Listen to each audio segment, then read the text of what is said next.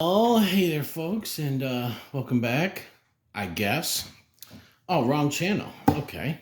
All right, guys, Uncle Bull Cow is here. Some of you are familiar with my content. I eat spicy foods, review hot sauces, grow peppers, and make hot sauce. And I just launched my company in 2023. So, really quick, what I'm going to do is I want to kind of give you guys kind of an overview, introduction to acidified foods, how to start a hot sauce company. Okay. So here's the thing. In a lot of hot pepper groups, and people, and a lot of times I see them, they go in there and they say, what is the first thing that I need to do? Or they'll say, what do I need to do to start a hot sauce company? And so many times I see people reply and they say, first get an LLC, first build a website, first do this, first do that. And rarely do I see the real answer of what they should do first, and that is this. This is the Acidified Foods Manufacturing School, the Acidified Foods Course from NC State University, okay, right here in beautiful North Carolina. And anyone, anywhere in the country is going to take this course or should take this course through them, okay? It is the best. So just wanted to really quick, I am not going to teach this to you guys. That is, you guys have to do this yourself, okay? I am not the person that's going to do that. And besides, this book is very, very long, as you can see. But I just wanted to kind of go over a few things and kind of give an introduction. And I'll do a few more videos on this. We are going to eventually, when we're all done with this stuff, we're going to go through the whole process of how you can launch your own hot sauce company, and what the necessary steps are. And then we'll eventually do some videos on how to make hot sauce. I am in a shared commercial kitchen and time is of the essence. And so it's very hard for me to make videos, especially while I'm in there doing it. If I had someone there to film me, that would be better. So one of those things, either I'll figure out a way to do it myself or eventually be filmed. So the introduction to acidified foods, in here it talks about the history of acidified food regulations, okay? And it goes on, if you guys see what this is right there, something, Visici soup. Something that we don't even hear about, and I've never heard of until I got into this. And that was a couple had contracted botulism from that soup right there. And one of them actually had passed away, and the other one was very, very sick. And so this is why you need to take all of this stuff seriously. Currently, from myself and many other hot sauce companies have looked into it. We haven't seen any foodborne illnesses such like this from hot sauce, okay? But that doesn't mean that it can't happen. So in this, what you're going to do is you're going to read about botulism. You're going to read about why they put these regulations into effect. And we should be very glad that they did, okay? So, and this talks about, this story and how what this company was able to and not able to accomplish as far as the recall plan and everything else goes like that. And the book goes on, so I'm not going to say or read the whole thing to you. I'm not expecting you to study this until you are ready. And once you get your recipes down, so, you're going to want to make sure you know what you got and what you're doing. That's when you're ready is when you need to sign up for this course. This book will be mailed to you when you take the course, okay? You can actually pull this all up online, so you can have it right on a nice big computer screen, which actually worked better for myself. I read the book also, and so it's all the same thing. There's also some videos. They don't have a lot of videos, but there are a few videos in there. So the Code of Federal Regulations, you're going to read up on that, CFR 114. You're going to learn about all this stuff, and you're going to learn about the laws, why they were put into place. It is to protect you, my friend. It's to protect me. It's to protect the public, because, you got people that don't know what they're doing, or they're not doing things right. I'll just show you these real quick. In 1973, 7 cases of botulism from improperly acidified peppers. 1 case in Canada after consumption of marinated mushrooms that were packed in the U.S. 73 and 74, FDA found inadequately acidified pimentos and hearts of palm processed by 29 firms in different countries. No illnesses were reported. Now, see, you still find stuff, and no one got sick, thank God. In 1976, 8 people were diagnosed with botulism food poisoning attributed to improperly acidified sweet cherry peppers. And this goes on, it talks about sometimes acidified foods that are put into oil, and the proper processes, good manufacturing practices. If you've worked in the restaurant industry, this is going to be absolutely no problem for you. And we will go over this a little bit more down the road. So we got the FDA regulations for acidified foods, 21 CFR Part 117, Part 114, and Part 108.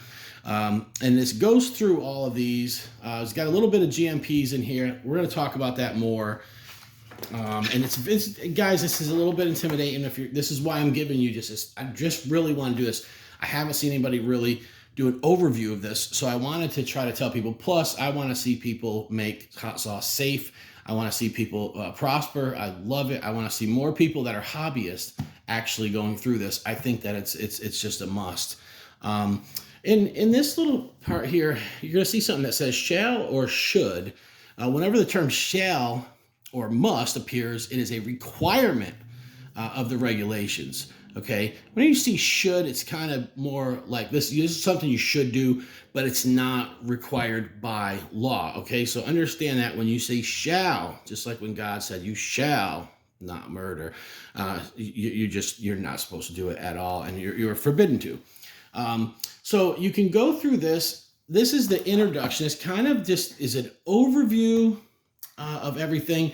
There's place in here where you can take notes in this book. I did not keep a lot of notes in the book. I actually had a notepad, but this is just the overview. This is the beginning of it. It goes through measuring acidity. Most of you guys know that already, pH meter and everything else. It goes through some of the codes here, CFR codes and FDA regulation codes, and establishing a scheduled process. You'll learn more about that because there's actually a whole section on that in here. This is, like I said, this is an introduction and kind of a overview, container closures, all of this stuff you're going to learn through this. And this is just, it's such a good course. This is just, it literally, I mean, is it overkill on some things? Of course, some people are going to think that. There's some stuff that pertains more to major processing plants and retorts and bigger things that you are not going to need to know if you're just small, especially if you're a hobbyist starting off doing really small batches. It goes into emergency permit control regulation to 21 CFR section 108, and this is what you don't want. You do not want to get an emergency permit put on you, and that is where the FDA, they actually put in for this permit to come and check you out and possibly even shut you down. So, if you got something where it's a big, huge gap. So say, for instance, that, what your hot sauce pH that the process authority approves for you to make is, say, a 3.9, which 3.9 is fine. Most people shoot for 3.5, but 3.9 is absolutely fine. But say, for instance, you get approved as a 3.9 max, or say your hot sauce tests at 3.9, you get it at 4.0, right? And somehow, some way, someone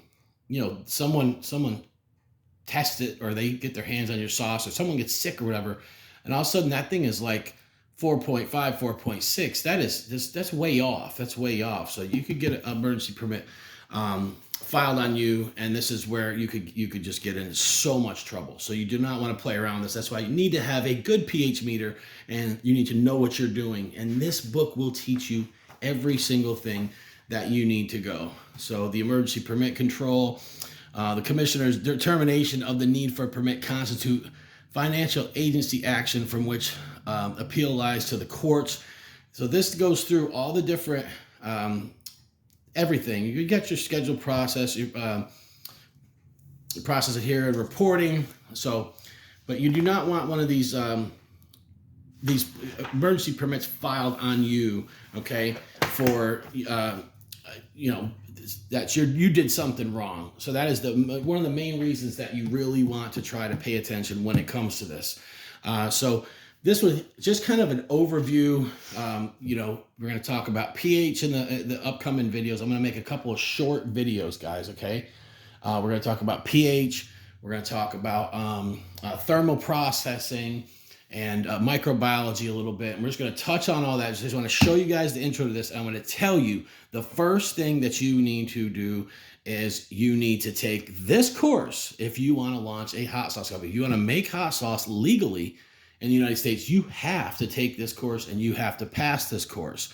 And I tell people, if you're a slow learner, if you're somebody that really, really likes to get down and really study and know this stuff, maybe you could just do one mod a week, one mod every 4 or 5 days, whatever the case may be. There's not too many people that are going to just fly through this and be able to take this whole course in a day and a half afterwards. It's happened. There are some people that can do that, but I would say take your time with this, study this, know this. This is king right here. This is number one.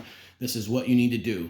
So you start seeing people say, form an LLC, build a website, do this, do that, get some graphic designer to make you some sick looking labels. All of that stuff is fine and dandy. But if you don't pass this, you cannot legally make hot sauce in the United States. Stay tuned for part 2. Yeah.